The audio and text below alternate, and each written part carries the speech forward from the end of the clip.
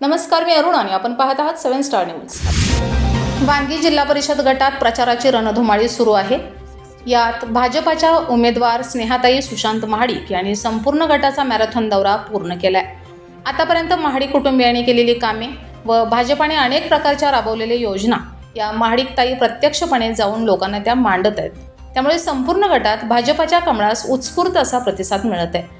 वांगी, शेळकबाव, शिवणी, येवलेवाडी, आंबेगाव, वडीरायबाग, नेवरी, येतगाव, कानरवाडी, तुपेवाडी, खेराडेवांगी या परिसरात भाजपाच्या कार्यकर्त्यांसह महिला मंडळीही जोरदारपणे प्रचार करताना दिसत आहेत।